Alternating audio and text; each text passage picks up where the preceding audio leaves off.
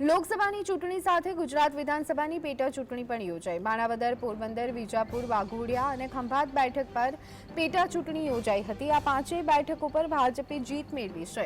આ પાંચ ચૂંટાયેલા સભ્યોમાંથી 4 કોંગ્રેસમાંથી રાજીનામું આપી અને ભાજપમાં જોડાયા છે। આ પાંચેય નવા ધારાસભ્યોને વિધાનસભા અધ્યક્ષ શંકર ચૌધરીએ શપથ લેવડાવ્યા છે।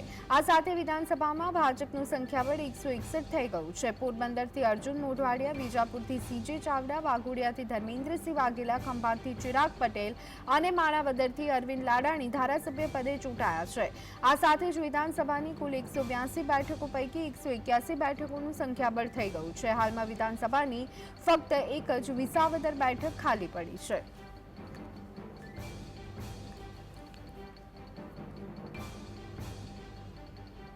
શપથવિધિનો કાર્યક્રમમાં ભાગ લીધો અને શપથ લીધી હતી। આપણી સાથે અર્જુન મોઢવાડિયા છે, તેમની સાથે વાત કરીશું। અર્જુનભાઈ, શું કહેશો? આજે શપથવિધિમાં ભાગ લીધો, શપથ લીધો ત્યારે? જી, પોરબંદરની જનતાએ મને 1,17,000 જેટલી મોટી લીડથી વિજય બનાવ્યો। એ માટે હું પોરબંદરની જનતાનો આભાર માનું છું અને ખાસ કરીને ભારતીય જનતા પાર્ટીના જે સ્થાનિક કાર્યકર્તાઓ આગેવાનો છે એમનો પણ ખૂબ ખૂબ આભાર માનું છું અને ઋણ સ્વીકાર કરું છું।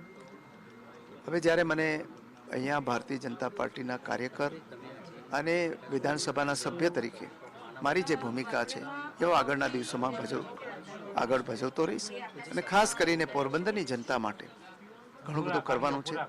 હું અને અમારા સાંસદ ડૉક્ટર મનસુખભાઈ માંડવિયા સાથે મળીને પોરબંદર મત વિસ્તાર અને વિધાનસભા મત વિસ્તાર અને લોકસભા મત વિસ્તાર બંનેને આગળ લઈ જવાનું જે કામ છે એના માટેનો માસ્ટર પ્લાન બનાવી અને આગામી દિવસોની અંદર આ વિસ્તારોને પણ મોદી ટચ આપીને જે રીતે પરિવર્તન મોદી સાહેબે ગાંધીનગરમાં ગિફ્ટ સિટી બનાવીને લઈ આવ્યા, કચ્છના રણની અંદર રણોત્સવ દ્વારા વિશ્વના નકશાની અંદર કચ્છના રણને એક પ્રવાસન સ્થળ તરીકે મૂક્યું, કાશી વિશ્વનાથ કોરિડોર વારાણસીમાં બનાવ્યો, સ્ટેચ્યુ ઓફ યુનિટી સરદાર સાહેબનું મોટું મેમોરિયલ બનાવ્યું, અયોધ્યાની અંદર રામ મંદિર બનાવીને એની અર્થવ્યવસ્થાની અંદર પરિવર્તન લઈ આવ્યા, જલિયાવાલા બાગનું આજે જે રાષ્ટ્રીય મેમોરિયલ અને પણ એક મોટા નકશાની અંદર સ્થાન મળે એવું કર્યું। એવી જ રીતે અમે પોરબંદરને પણ આગળ લઈ જઈશું। પોરબંદર પાસે પણ ખૂબ મોટી ક્ષમતાઓ પડેલી છે।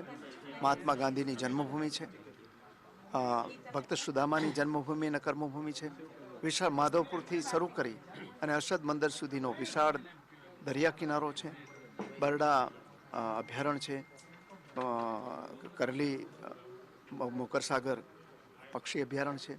આ બધાને સાંકળીને પ્રવાસન સ્થળ મળે પોરબંદર, વેપાર ધંધા ઉદ્યોગોનો વિકાસ થાય, રોજગારી મળે અને રિવર્સ માઇગ્રેશન થાય, બહાર ગયેલા લોકો પણ પાછા આવે, એવી અમે આગળના દિવસોમાં કામગીરી કરવાના છીએ। અર્જુન મોઢવાડિયાએ તેઓ સ્પષ્ટપણે જણાવ્યું કે જે ગાંધીજીનું જન્મભૂમિ છે પોરબંદર છે તેનો વિકસિત જે છે તે કરવાનું રહેશે। કેમેરા પર્સન સરવલ્લી સાથે જતીન બારોટ, GSTV।